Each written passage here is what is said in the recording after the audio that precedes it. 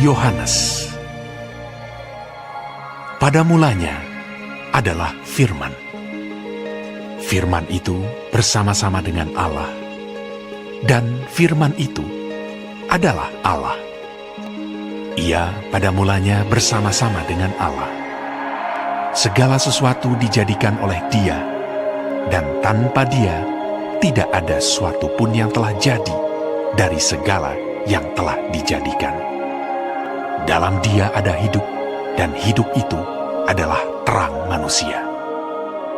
Terang itu bercahaya di dalam kegelapan, dan kegelapan itu tidak menguasainya. Datanglah seorang yang diutus Allah, namanya Yohanes.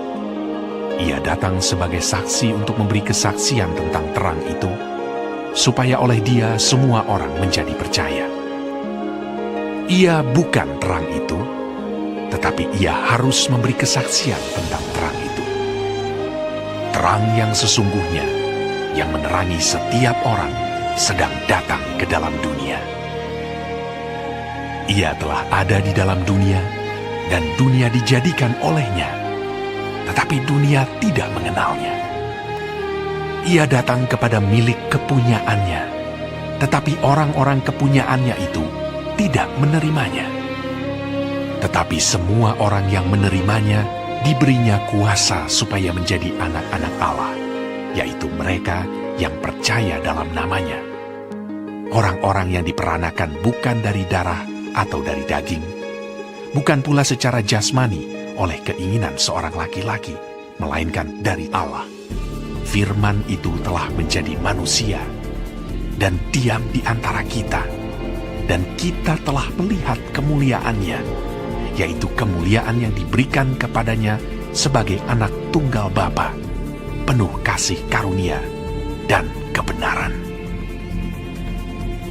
Yohanes memberi kesaksian tentang Dia dan berseru, katanya, "Inilah Dia yang kumaksudkan ketika aku berkata, kemudian daripada aku akan datang Dia yang telah mendahului aku, sebab Dia telah ada sebelum aku."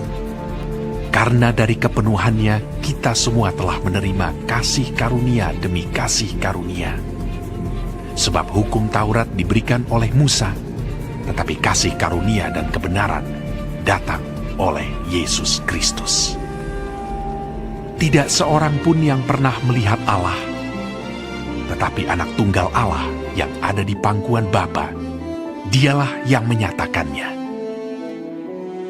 Dan inilah kesaksian Yohanes ketika orang Yahudi dari Yerusalem mengutus beberapa imam dan orang-orang Lewi kepadanya untuk menanyakan dia. "Siapakah engkau?" Ia mengaku dan tidak berdusta, katanya, "Aku bukan Mesias." Lalu mereka bertanya kepadanya, "Kalau begitu, siapakah engkau?" "Elia." Dan ia menjawab, "Bukan." "Engkaukah nabi yang akan datang?" Dan ia menjawab, "Bukan." Maka kata mereka kepadanya, "Siapakah engkau? Sebab kami harus memberi jawab kepada mereka yang mengutus kami. Apakah katamu tentang dirimu sendiri?" Jawabnya, "Akulah suara orang yang berseru-seru di padang gurun. Luruskanlah jalan Tuhan, seperti yang telah dikatakan Nabi Yesaya." Dan di antara orang-orang yang diutus itu ada beberapa orang Farisi. Mereka bertanya kepadanya, katanya, "Mengapakah engkau membaptis, jikalau engkau bukan Mesias, bukan Elia, dan bukan Nabi yang akan datang?" Yohanes menjawab mereka, katanya, "Aku membaptis dengan air, tetapi di tengah-tengah kamu berdiri Dia yang tidak kamu kenal, yaitu Dia yang datang kemudian daripadaku. Membuka tali kasutnya pun aku tidak layak." Hal itu terjadi di Betania yang di seberang sungai Yordan, di mana Yohanes membaptis. Pada keesokan harinya, Yohanes melihat Yesus datang kepadanya, dan ia berkata, "Lihatlah anak domba Allah yang menghapus dosa dunia.